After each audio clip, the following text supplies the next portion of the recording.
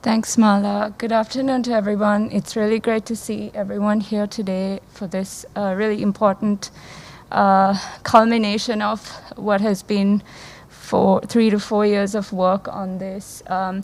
Building on what Mala just said, I will zone in on what we looked at as part of the baseline survey, and then also take you through very quickly how we did it. And then share some findings selected findings from the Barometer survey, the public perception survey. To the slide with the domains, please. So, no, the first slide. Yes, thanks. As Mala mentioned earlier, we looked at 8 domains. We look at 8 domains for the Barometer, the overall initiative, and the survey was no different in this case. It also formed the conceptual framework of the survey and the overall effort. So what the 8 domains do is that they come together to provide a better understanding of reconciliation in Sri Lanka, and, like I said, forms its conceptual framework. As you can see here, we depict this through a puzzle analogy, showing that reconciliation covers many aspects and issues. These are through the 8 domains. These domains are interlinked and build on each other. Okay, so for the survey itself, we looked at selected issues within each of the domains. I've put it up here on the slide, next 2 slides for you to see. These are also detailed in the report, so I won't go into the specific issues. But what it does show you is that there were a broad range of issues that we covered within the survey. And these issues were selected through a detailed process of review, discussion, and field testing, as well as psychometric validation of the indicators for validity and reliability, which is also what Mala got into a little bit. And due to time, I will not go through each one, but you can refer to it in the report. And today we will present selected findings from this. But before I get into the findings, I just wanted to talk a little bit about what the survey methodology and sampling was for those who are interested. Again, there is details of this in the report. We used a quantitative methodology using a structured questionnaire as the research tool, which Rajan also mentioned earlier. The questionnaire has questions on each of the 8 domains, as well as on reconciliation. And the types of questions were statement questions, where people were asked to rate their views along a scale, single and multiple response questions, and demographics, as well as selected open-ended questions. We used a multi-stage random sampling technique to select the sample and for representation at national and beyond that.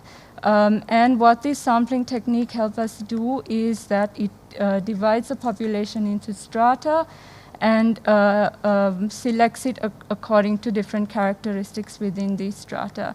And this helps select a better sample within a geographically dispersed population, ensuring fair representation of the different characteristics.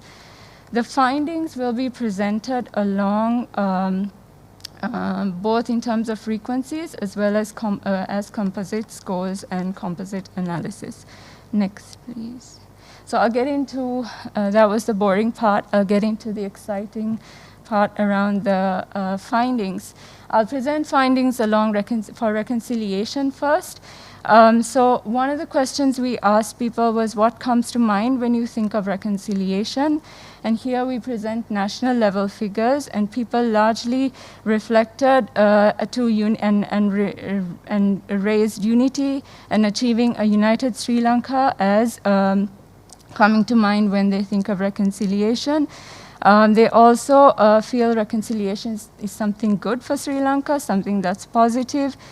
But there's also people who feel that there's a lack of reconciliation, and when referring to and thinking about reconciliation, they think of that lack and that nothing comes to mind.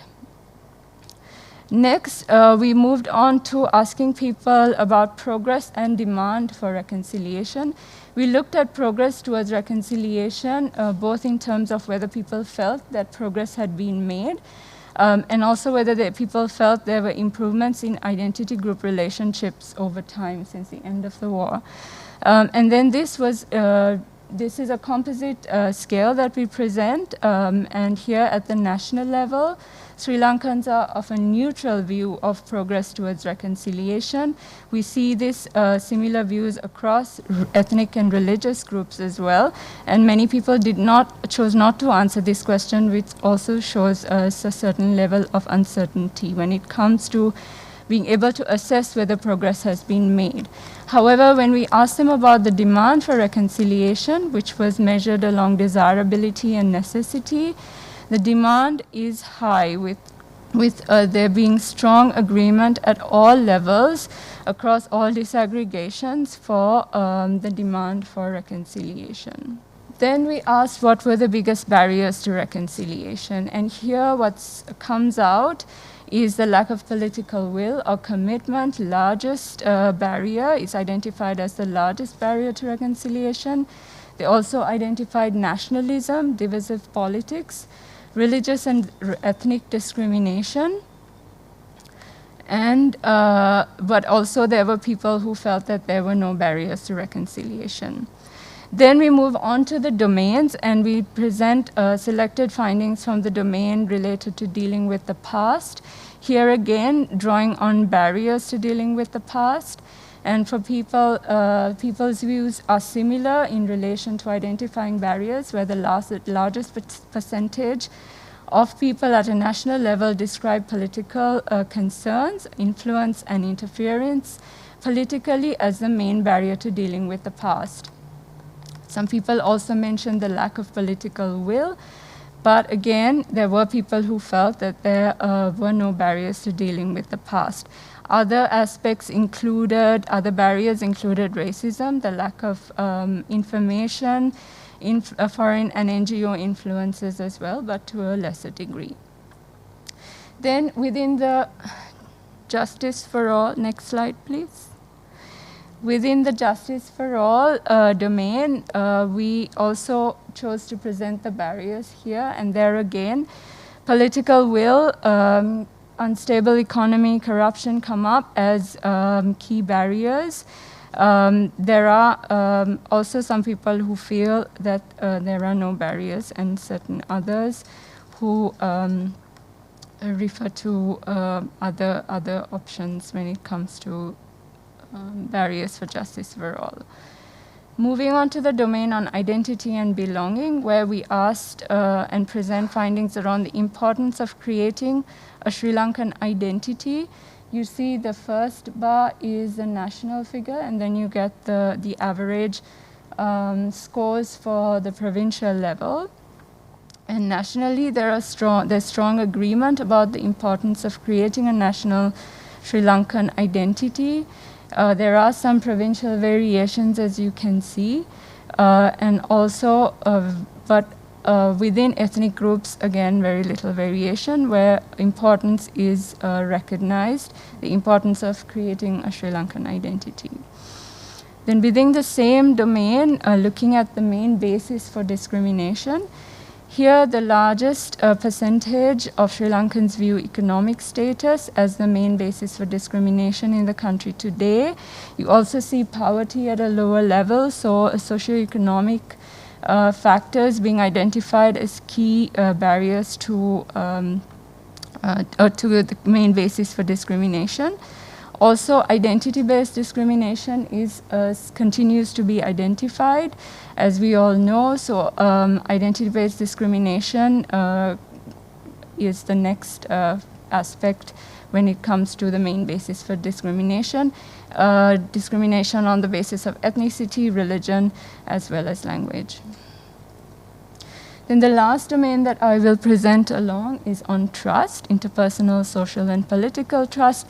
We looked at these three types of trust, and on the slide here you see the findings for social trust, which is trust in others who are different to you along identity groupings.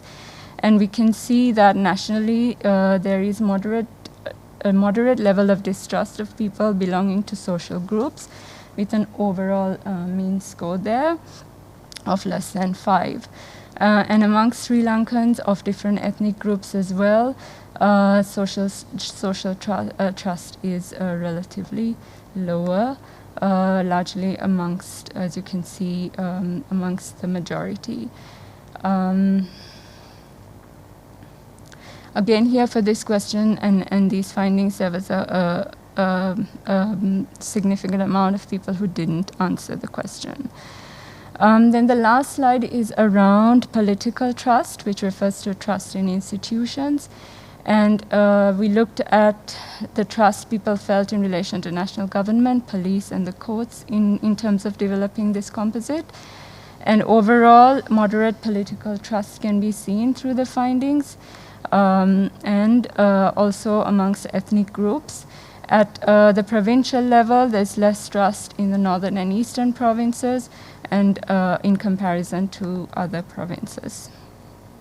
I'll stop there. Thank you.